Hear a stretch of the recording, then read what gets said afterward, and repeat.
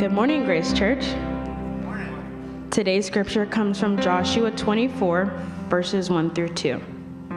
Then Joshua gathered all the tribes of Israel to Shem and called for the elders of Israel and for their heads and their judges and their officers, and they presented themselves before God. Joshua said to all the people, "Thus says the Lord, the God of Israel, from ancient times your fathers lived beyond the river, namely Terah, the father of Abraham, and the father of Nahor, and they served other gods." Joshua 24:14 through 15. Now, therefore, fear the Lord and serve him in sincerity and truth, and put away the gods which your fathers served beyond the river and in Egypt, and serve the Lord.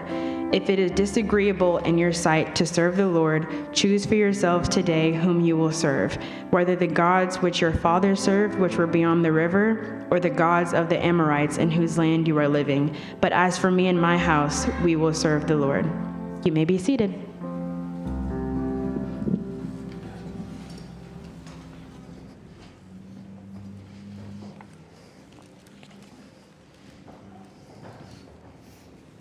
Well, Happy New Year. How are you guys doing this morning? Everybody good? If we've not met, my name's David Black. I'm the campus pastor here. And something that we say at Grace Church often, and we mean it, is that we live to make Jesus make sense. And a couple ways we do that. One is through what we're about to do by opening up God's heart. That's what we call this. And to see what it has to say about our heart. But two things that I'd just like to make you aware of as we are starting a new year. Probably the two best ways, if you're looking at saying, how can I start off the year correctly with the Lord, or maybe you've been coming to Grace for a little while, and you're like, hey, I'm ready to get a little bit more involved. What's the next step for me? There's two opportunities that are over the month of January, pretty helpful for you. The first would be core communities. Core communities are our biblical community here. That's gathering together around God's Word with other people throughout the week. They happen all over outside of these walls in Kennesaw, Marietta, and beyond. We have one online as well, too. So if you're interested in getting around the Bible and learning more, we think that Jesus makes sense. One of the ways that Jesus makes sense is when you don't do that by yourself, but you do let him speak for himself. The second way would be something we call discovery. And discovery is really set up to help you answer the question, am I home? Like, would you call Grace Church home? Maybe you call it home, and that's fine, but it's also, you're like, I don't know what we're really doing or where we're going. Are we just riding around in a circle with the windows down? Or are we like headed in a direction? So if you're interested in what we're about and where we think we're going, on February 1st, there's a meal directly after service, both for core communities and for Discovery. You can sign up in the lobby. There's a gentleman in a red shirt sitting at an info table out there. Cool. And if you'd love to get to know me a little bit more, if you just ask some questions, I'd love to meet you. I'm in the garage typically right after the service. If it's your first time, I'd love to say hey and just put something in your hands. Cool. We're starting a new series today, and it's probably no surprise to you that the series has to do with the new year, right? It'd be a little bit disappointing if you showed up at church and we didn't really do that, but it's an opportune moment to start thinking about things. And we're calling this series, Decisions. Decisions, okay? Here's the thing about decisions. Why are they so hard? Why are they so hard? And why is it important that we make them? Like, I know this time of year we're often talking about resolutions. And it used to be that a resolution back in the day was a fancy word for decision, but now resolution is a fancy word for something I will do for a couple months and then no longer do, and we won't talk about it anymore, okay? Right? Because resolutions, here's what we know, resolutions last for a season. But you know as well as I do that decisions this year could probably more likely outlast this year. Resolutions are something that for a minute or two get forgotten, but decisions live with you. And some of you know that, perhaps more than others. The decisions are one of the most common things that we face. In fact, here's what I would say. How you decide will decide your year. Big decisions, small decisions, little decisions, lots of decisions. We all have them. I brought some stats just to make us feel some corporate dread. The average person, well, there it goes. The average person makes 35,000 decisions on a daily basis. If you're wondering, why do I feel anxious? Why do I feel tired? Why do I just want to sit on the couch and watch Netflix at the end of the day? It's because you make 35,000 decisions. By the way, Netflix is more decisions, okay? So don't go there if you're tired of decisions. You still have to make more. 12 million, that works out to 12 million per year. If you're under the age of 12, the average 10-year-old makes 3,000 decisions a day, okay?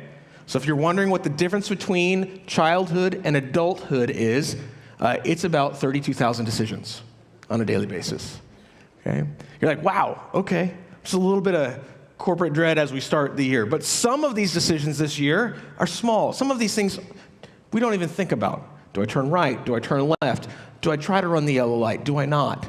Right? Some things we're not even deciding on our own intentionally, like breathing. Like we don't have to decide, right? Hopefully that's not on your daily basis, right? Like, some things are larger. Do I move? Do I take the job opportunity? Do I say something to that person? Do I ignore it? Do I answer the phone call? Do I send it to voicemail? Do I text later? Right? All of these things. Do I invest? Do I save? Do I spend? They're large, and they're there, and they're very much our year. And so I think one of the things that I'm interested in, and one of the reasons I say this is because as a pastor, when we talk about decisions are typically the thing that we pray the most about. In fact, most of us pray when we have to make a decision. We're not praying like, hello, Lord, I don't have anything to think about today. What do you have to think about, Lord? Oftentimes, we don't do that with prayer. We should. But sometimes, mostly, I've found that as pastor, people pray when we're like, I don't know what to do. Do you know what to do, Lord? And that's a good thing. But it's something we pray about. It's also something that we have the most anxiety over. Right? We have to think about it. We have to worry about it. We fret about it. We obsess about it. We dwell on it. It keeps us up at night. And as a pastor, I found this is interesting. The number one thing that people seek pastors for is a decision. It's a decision. Like, hey, I'm having trouble or I'm having difficulty. By the way, it's also the number one thing that people seek AI for as well. Okay? So you don't have to come to me. You can. I'd love that. But most of the time, by the time you come to me, you've already asked chat. Okay? So most of the time, it's turned into what should I do? Is chat right? Should I just do this? That's how it works. So I thought maybe I could get ahead of the year a little bit, and maybe we could get ahead of the year too with these decisions. I think here's the danger.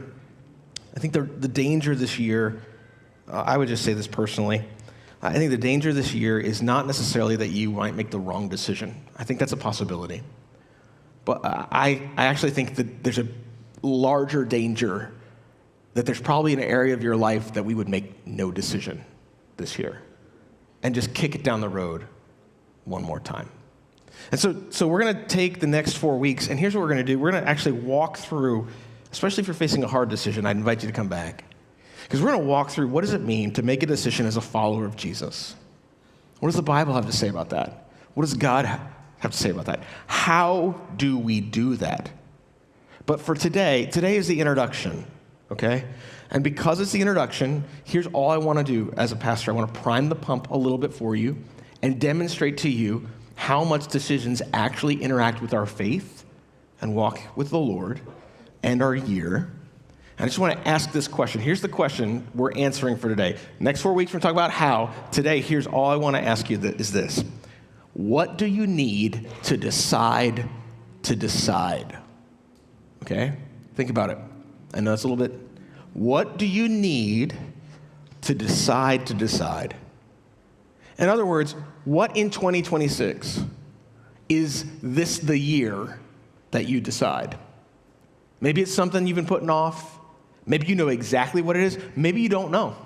Maybe it's small. Maybe it's large. But if we're going to spend 4 weeks talking about a decision and how to make one as a follower of Jesus, it would be very helpful, I think, if we had something on our heart and in our heads and in front of Him that we could begin to walk our way through. Because you will not benefit, I think, from how to make a decision unless we as adults go, oh, here's one. Could be small, could be big, could be heavy, could be light. But what do you need to decide to decide. Today we're going to take a look at a passage of Scripture, and it was read for us, of a time in which a leader of the people of Israel, his name is Joshua. Joshua came after Moses. So if you've ever seen like Prince of Egypt, or if you're older, the Ten Commandments with Charlton Heston, like 10 of you know who that is, okay? Maybe more. You have Pharaoh and the people of Israel and their slaves, and Moses goes to Pharaoh and says, let my people go. He says, no, 10 plagues out through the wilderness. They get to the promised land. Moses can't go in, okay? This is like season 1. Season 2 is Joshua. Joshua comes up, he's Moses' like second in command. After Moses is gone, Joshua steps in, kind of takes that mantle, leads the people into this land of promise.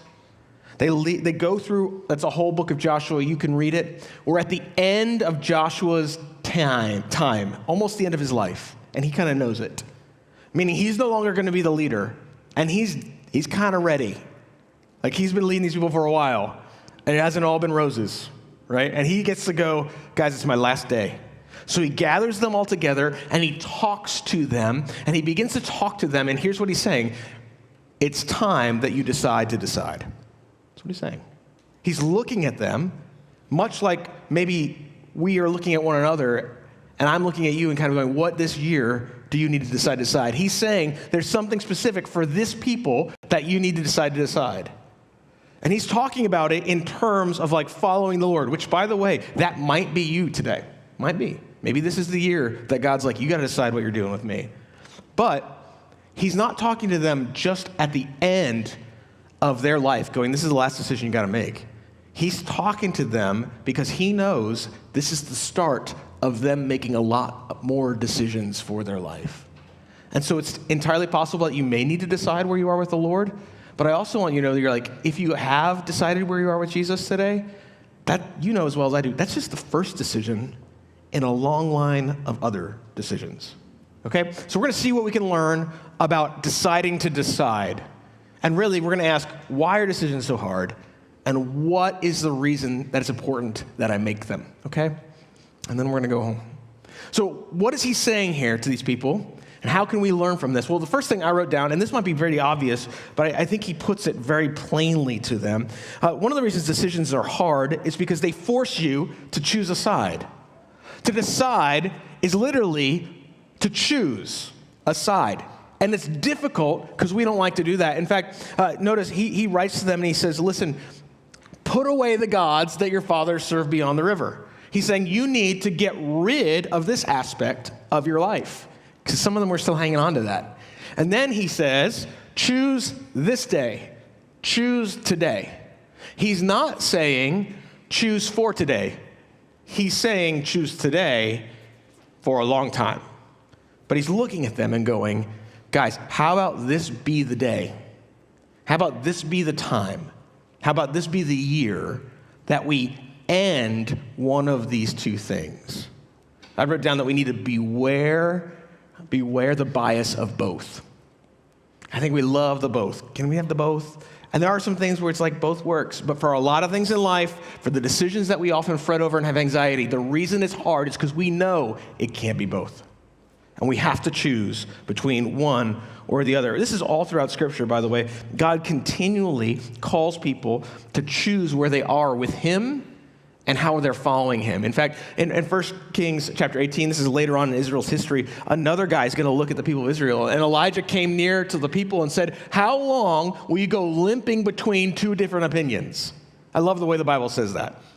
Maybe this is how your friends are talking to you. Maybe this is how your spouse is talking to you. Maybe this is your significant other. Maybe your boss is looking at you and going, how long will you go on trying to limp between different opinions? If the Lord is God, follow him. But if Baal, then follow him. Jesus put it this way: no one can serve two masters. You can try, but you look foolish. No one can serve two masters. He says this: you'll either hate the one and love the other, or you'll be devoted to the other and despise the other.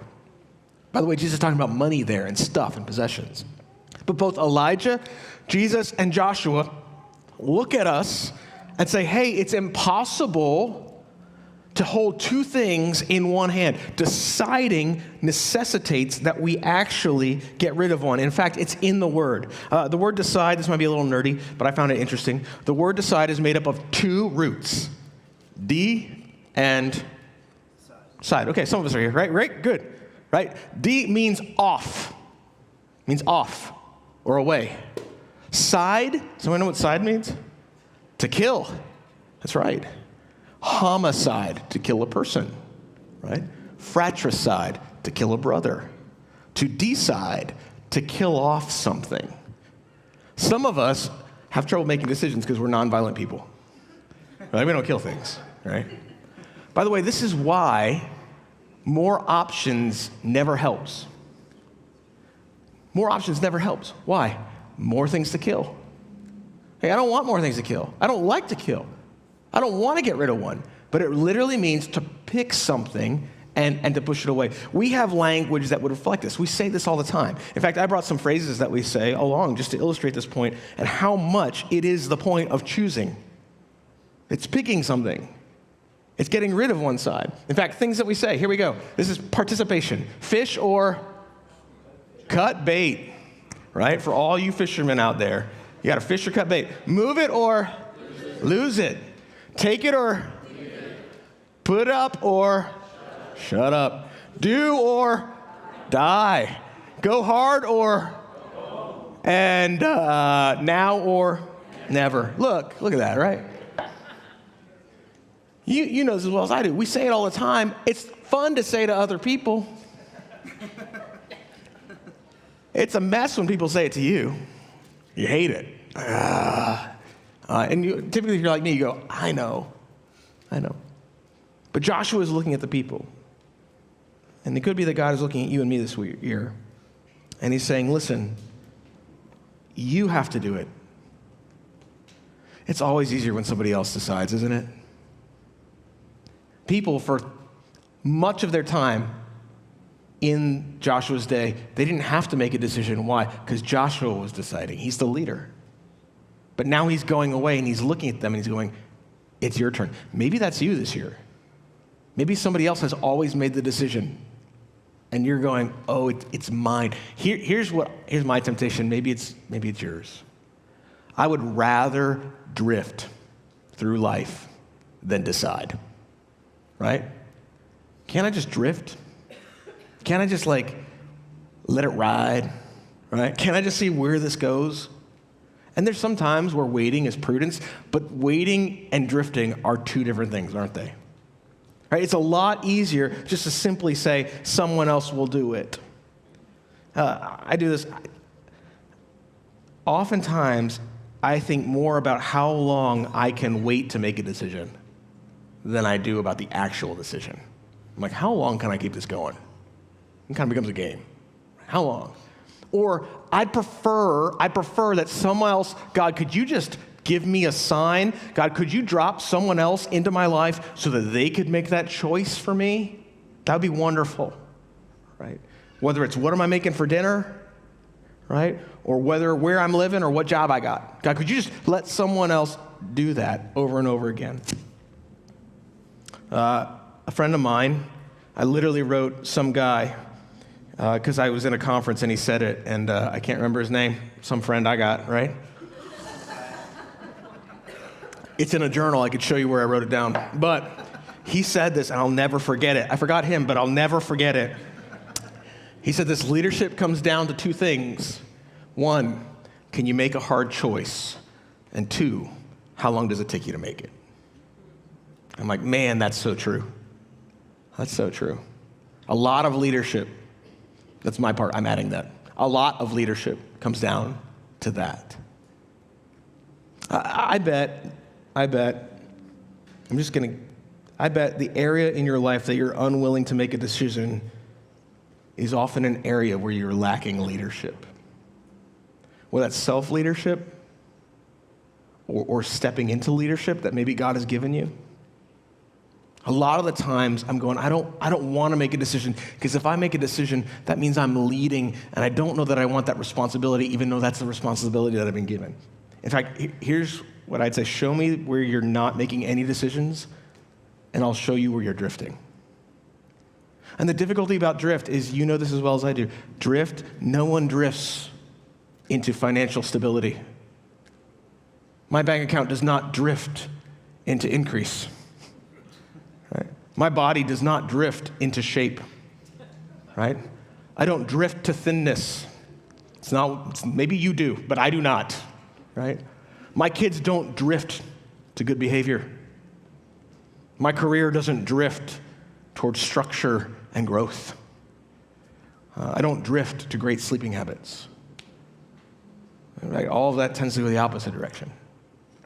And so I'm not saying, where's everywhere that you need to decide. All I'm saying is, where's the one area that God might be standing in front of you like Joshua was standing in front of his people and saying, hey, it's time to decide. Where's that one? Now, maybe you're sitting here and you're going easy for you to say, you don't have to pay the cost for doing it. You're right, I don't. But that's true. Cost is the issue, isn't it? Oftentimes it's not the decision, it's the cost. And we're going, I'm looking for a decision that won't cost me. And the truth is, if you have not paid a cost, you probably have not made the decision. Because the cost cuts both ways. You might be sitting there and going, okay, well, fine, it's going to cost me. Why does God care? Why does Joshua care about the people in this instance?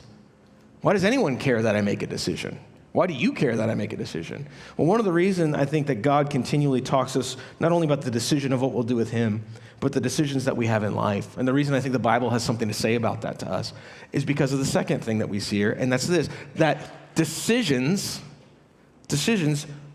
are responsible for the direction of your life. They determine the direction of your life. This isn't just like a pick red or blue and figure out where it goes. Joshua is saying, choose you this day who you will serve. He's not saying, serve God today.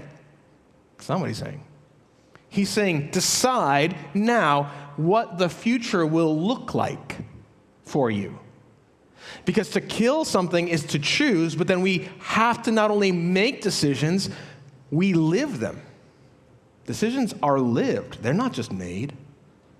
And the reason God cares and the reason Joshua cares is because he's looking at the people and he's looking at you and he's saying, you will live out this year the decisions that you make. You might live out next year the decisions you make this year. You might live out the next decade. Spoiler alert, your 30s are living out a lot of the decisions that you make in your 20s. Right? That's what you do. A lot of decisions are made from 20 to 30 that impact your life over the next few times. And you're like, thanks for the pressure. That's just how it is. Right? We choose a path, and then we end up walking that. In fact, it's not just Joshua who says this. Again, the Bible will tell you this. In Galatians 6:7, do not be deceived. God is not mocked. For whatever one sows, that will he also reap. We talked about this last spring, but you don't eat fruit the day you put it in the ground, the soil, the seed in the ground, right? You wait. And what he's saying is, what God is saying is the way that growth happens and the way that things happen is you put something, we're sowing seed in the ground, we're making decisions every day, and in the end, we end up reaping that. And when it says God's not mocked, it's saying God's not a fool. It's just simply saying that he's not, it's not a, like, you're not going to break the system. There's nothing that's going to get planted that won't grow. That's what God does. That's how it works. You put it in the ground, you put it in your heart, it grows. Later on, or earlier in Proverbs, rather, it says this, Proverbs 23:7, for as a man thinks, or as he thinks in his heart, so is he. And all that's saying is this, that as you decide in your life, the things that you've chosen in your life, who you are to be, the decisions that you make, what you will do, play out in your life. That you don't make decisions in here that don't impact out here. That's not a world. It's not reality. We decide and we act and then we end up living. It's a lot like Domino's, not the pizza, the actual domino, right? Dominoes are interesting because when you knock one over, like on the side on your left over here, you can move large things with small things because of dominoes. In fact, I think the ratio is like anywhere a little bit over half. So if the domino is a little bit over half the height of the one in front of it, it'll knock it over. And over time, that compounds and grows exponentially so that the decisions that we make in life end up moving larger than we expected. And by the way, they act a lot longer than we expected too. That's the other picture over here. Not only do dominoes increase what they can move, but they can increase how far that can go as long as they keep knocking down. And so a lot of our distress over decision making is understanding, oh my goodness, I don't know what's happening. Now what's fascinating and what's interesting is that Joshua is playing out this idea to the people in real time. They know, you and I know, that a little bit of decision can go a long way. But what Joshua is doing is he's doing something very intentional. We were told that this takes place at Shechem. In fact, that right in this verse right here, it says, now Joshua gathered all the tribes of Israel to Shechem and summoned the elders, the heads, the judges, and the officers of Israel. Now, that doesn't mean anything to you and me, probably. Unless you're a Bible scholar or you're an Israelite or you're from Shechem. Anybody from Shechem? Okay, just checking. Shechem is important to them. It's not just a place. Oftentimes when the Bible tells you that there's a place, you should look it up because it's not wasting ink or a chisel or a stylus. They didn't have paper everywhere. There's a purpose that they wrote it down. If I were to say to you, we're gathering all of the people, heads of government and heads of state, and we're going to Washington, that would mean something to you, right? A little bit different. That's different than going, we're going to go to Gary, Indiana. You'd be like, why, right? But if you say we're going to Washington, you're like, oh, okay, we're going to get some work done. No, but anyway, right? Don't go to Washington to get work done. But go to Shechem, because at Shechem, someone else had a conversation with God. Abraham. Abraham met God at Shechem, and at Shechem is where God came to Abraham, and God said this, Abraham, I want you to choose who you're going to follow. And if you follow me, I will make your descendants as large and as numerous as the sands of the seashore. And he took Abraham out and he said, look at the sand. And Abraham looked at the sand. And God goes, how much sand is there? He goes, a lot. He's like, that's going to be your kids and your descendants. He said, if you follow me, I'll take you to places you don't know about yet. Look at the stars. And Abraham looks at the stars. And God goes, how many stars are there? And Abraham's like, as much as sand? He's like, you're onto something, right? He says, I'm going to do that for you. Abraham's like, I don't know. But he says yes to God. And understand what's happening. The people who are standing in Shechem are standing in Shechem because Abraham answered the question that they're being asked 600 years earlier.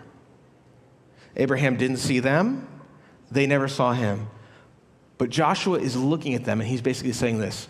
Listen, guys, we're at Shechem today because somebody answered this question for themselves. You are the result of another person's yes to God. Now it's your turn. What will you do? See what he's doing?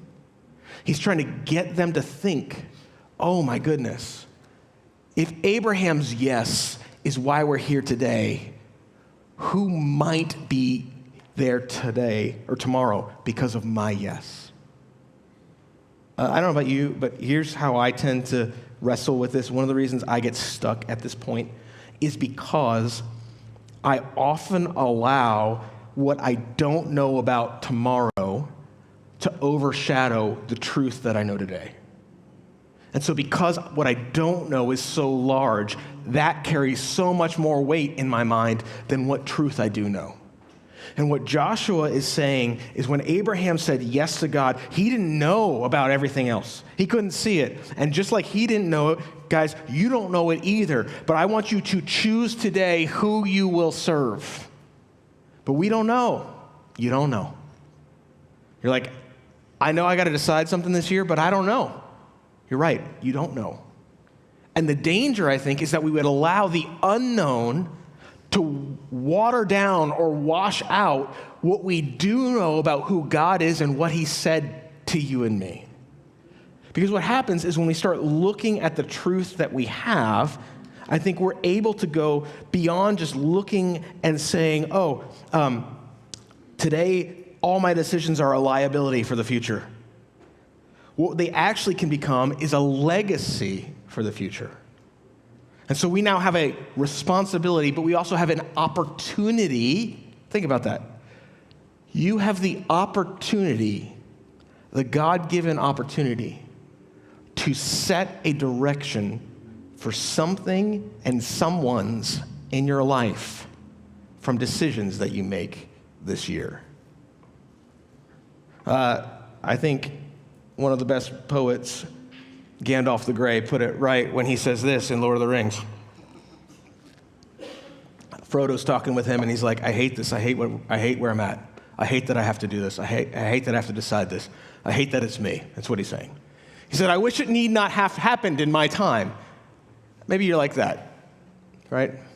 I'm not preaching Lord of the Rings, but like maybe you're sitting going like, I think he says it's true. Like, I wish I didn't have to make this decision.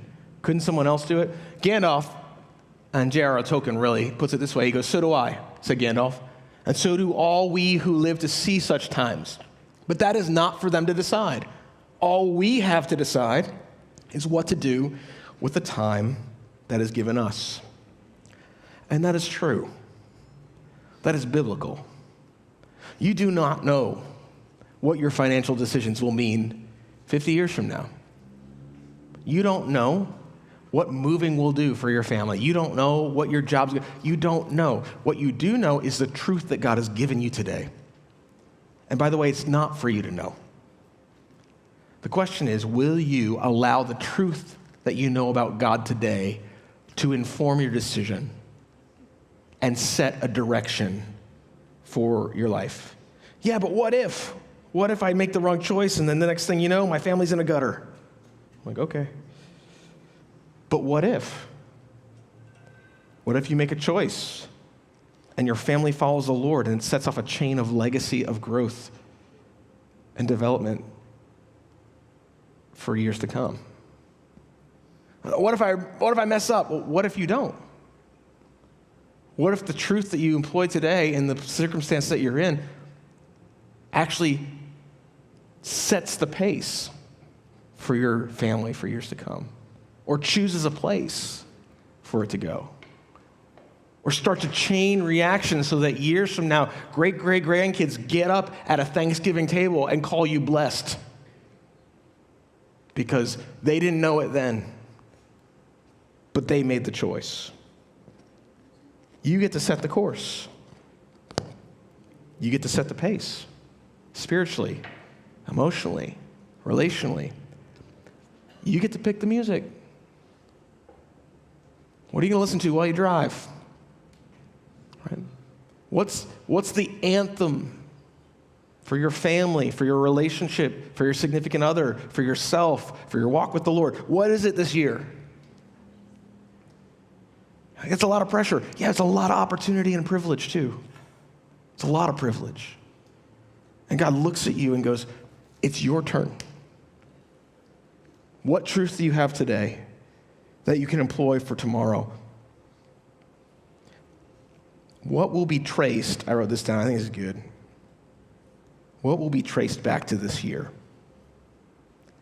What will you look at in 5 years and go, 2026? That's when I made the decision to follow the Lord. 2026, that's when I decided I needed to finally address what no one else knew about. 2026, that's when I finally got serious. That's when I finally decided to deal with it. That's when we started talking about it. That's when I got honest. That's when I decided, I don't know what it is. But at some point, you can look back and go, this is it. Is there a resource that God has put in your hands? Is there an obvious place that he's calling you to obey? Is there something in your life that aligns with his vision for the good news of Jesus and flourishing? Or is that where God's going? What is it God is saying to you today 2026.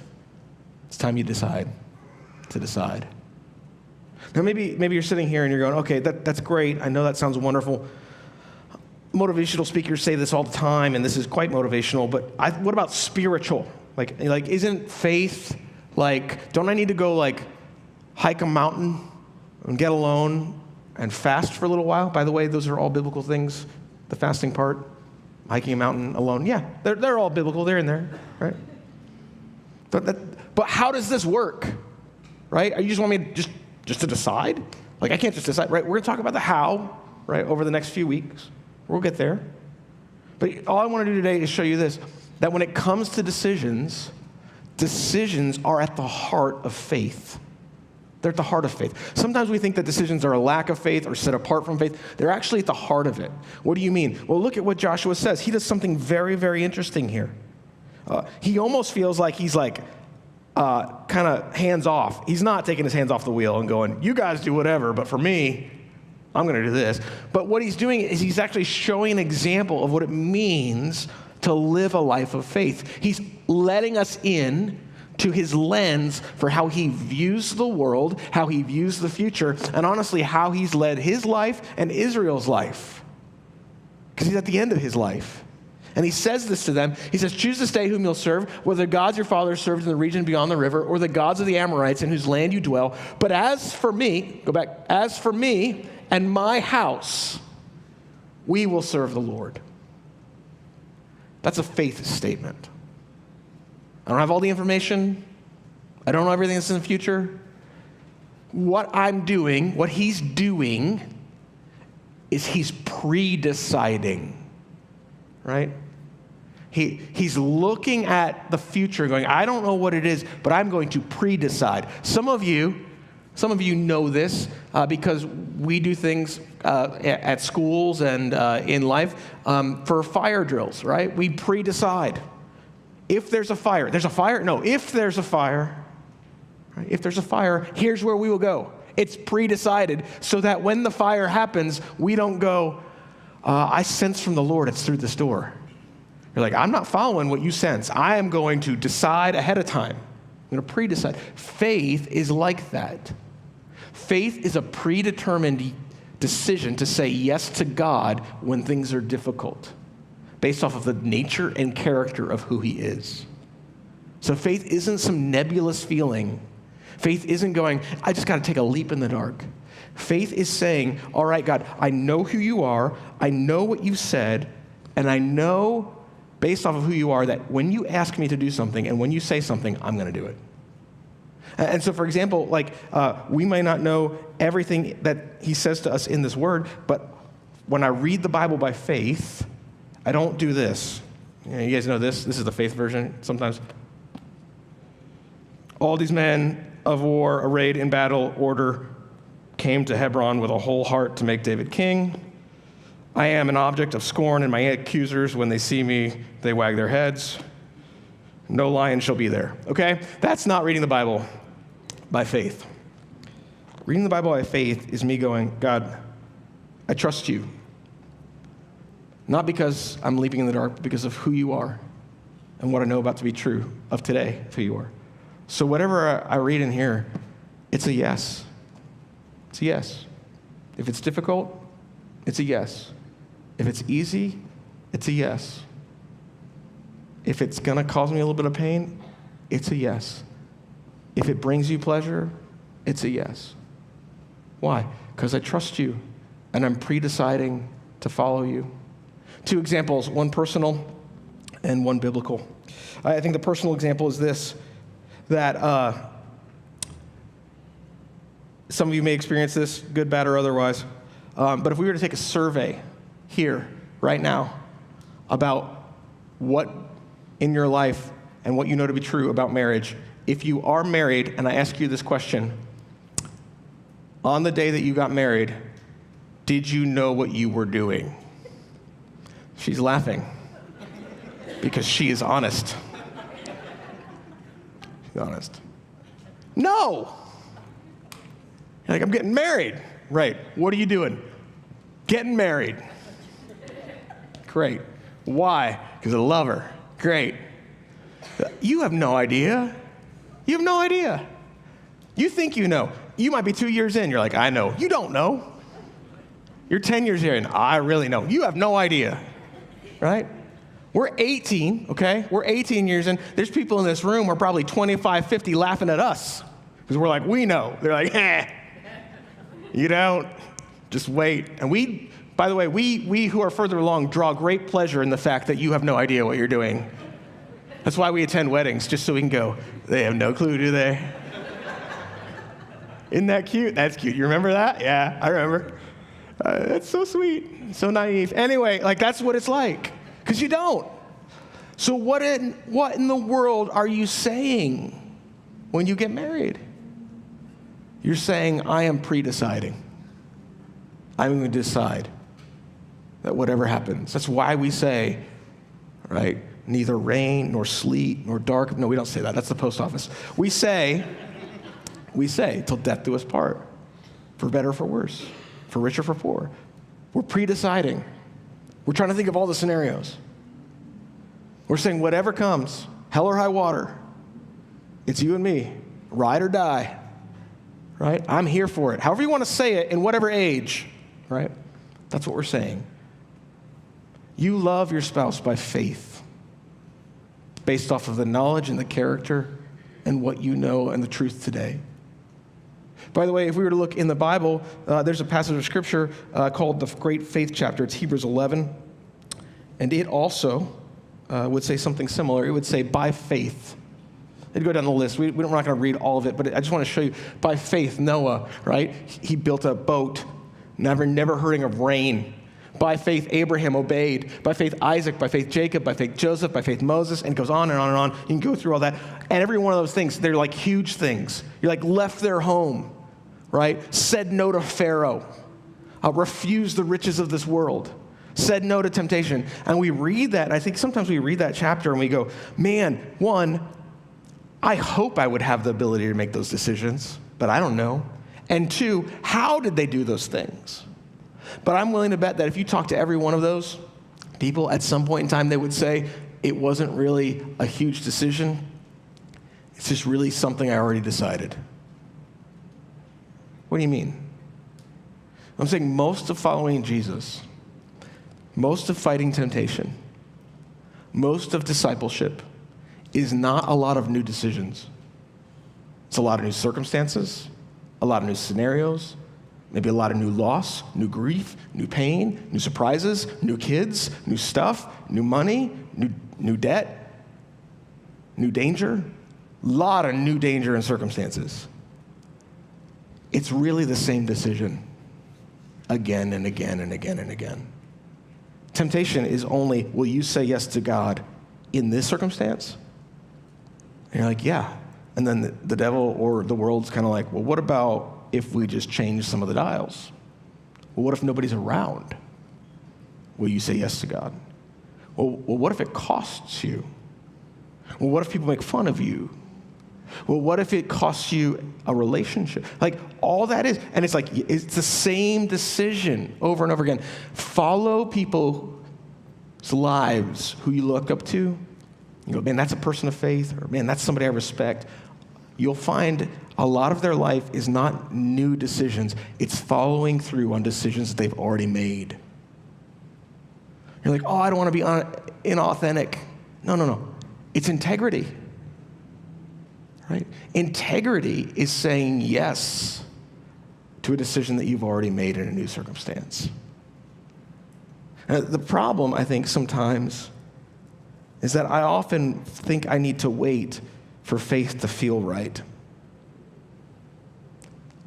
You feel like that? Like maybe that's who you are. That's how I'm wired. I go, God, man, I don't know if I need this to feel right. Just waiting for it to feel right. And I understand sometimes what we mean by that is like maybe we just kind of sleep on it. But I think there's some point that we need to understand that we don't have to wait for faith to feel right to say yes to God in something that we know is true. You don't. In fact, if I waited for faith to feel right in the midst of temptation or suffering, it's not. How often doing the right thing feels great in the moment? Very little, right? In fact, that's not how it works. So oftentimes, I think I use that as an excuse to put off what I already know to be true. A guy named G.K. Chesterton wrote this about Christianity. I think he's right. He says the Christianity, or the Christian life, has not been tried and found wanting. It has been found difficult and left untried. See what Hebrews 11 is, and what Joshua is saying when he says, as for me and my house, I will serve the Lord. He's not giving you a spiritual answer for everything. He's just showing you a posture of what it looks like to live by faith.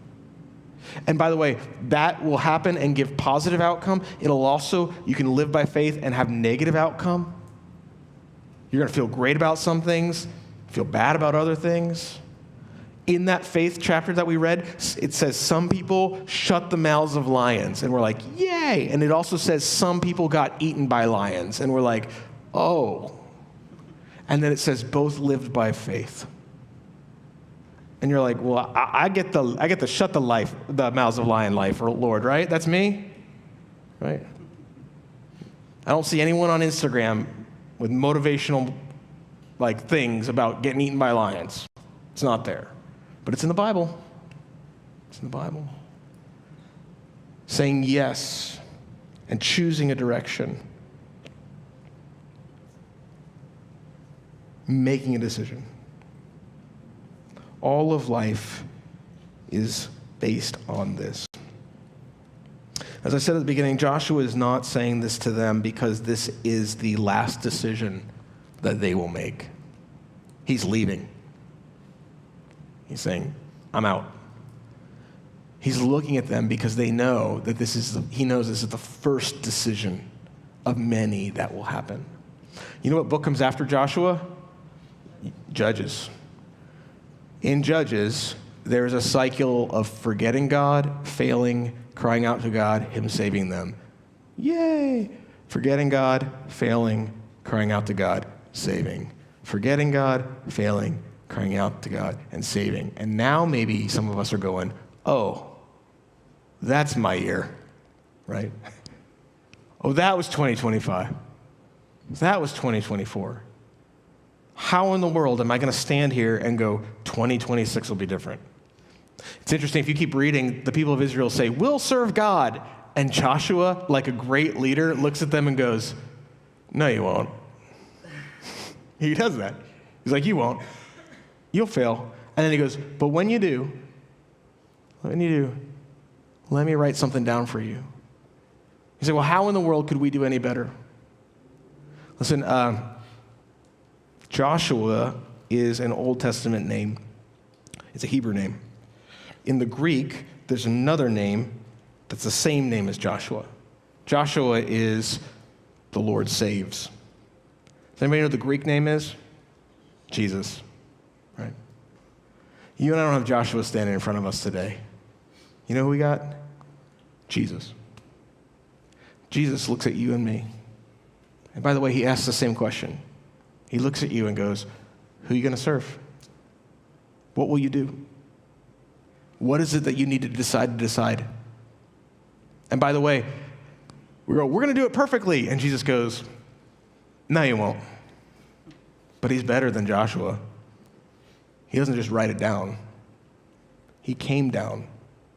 He died for our failures to save us from the cycle of death over and over and over again, so that we might follow him. He looks at you and me and says, follow me. I'm the better Joshua. I'm the leader who doesn't leave. But by the way, he still looks at you and me and goes, you got to decide. You got to choose. You got to kill something. You got to pick a direction. Come, follow me. So what is it? As the band comes up, for some of us this morning, it may be the who will you serve question. I don't want to dismiss that. Maybe for you, God is looking at you and saying, this is the year that you need to decide to deal with me. Maybe it's today. You're like, hey, I've been flirting with God. I've been like kind of toying with the idea of God. I've just never let him close. And maybe for you, God's going, hey, are you going to serve the gods your grandparents served or your parents served or the people around you serve? Or are you going to serve me? Will you say yes to me? Not just today, but with your life. Are you going to stop trying to prove to me that you can do it? Will you hand me your sin because I know about it and I died for it? Will you crown me king and follow me? Maybe that for you is this year. Maybe it's not that. Maybe you're somebody here today and you're going, you know what? I've already decided to do that. That's why I'm here in church. That's why I showed up, because I've said yes to God. And like them, God knows. Just because you say yes to him once doesn't mean that's the last decision you're going to have to make. You know this if you're a follower of Jesus. Discipleship is just a long list of making decisions. And so maybe when I ask you, what do you have to decide, you already know. Maybe it's there, right in your face. You're like, oh man, I know what that is. It's hard. I don't know how to do it. We're going to talk about it.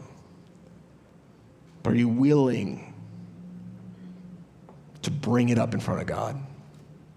I go, okay. Because here's what I have a hunch to be true as a pastor.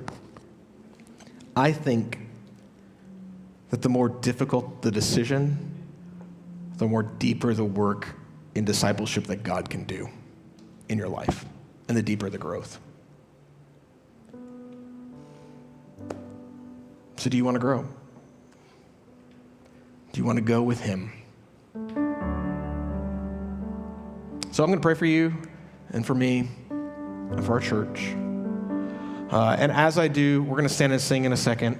But when we stand and sing, there will be a prayer team underneath the wreaths. This is the last week for the wreaths. Okay? By the way, we're cleaning up after the service, so stick around if you want to take down Christmas again or for the first time. But underneath the wreaths, a prayer team, they're just people like you and me who are prepared to pray with you. If you know what you need to decide and you're struggling, they would love to pray with you for it. It's confidential. They don't post it online. They're prepared to do so. If you just need to be with somebody else, they're there. If you just need to get up there and say, I just need prayer, could you just pray for me? They're there. It's a resource. It's one more way that you don't have to be alone. No one's going to look at you or point you out or any of that. But they're under the wreaths. They're there for you after I'm done praying as we sing, okay? I'm glad we get to do this together. Not just 2026, but this conversation. And here's what I'm praying as a pastor. I am praying as a pastor that we as a church might look back at 2026, and a couple years from now, we might have places in our church and places in our families and places in our marriages and places in our walks with the Lord that we would look back corporately and go, man, that 2026, that's when God decided and I decided that we were going to deal with something. And look where we're now. That was the time.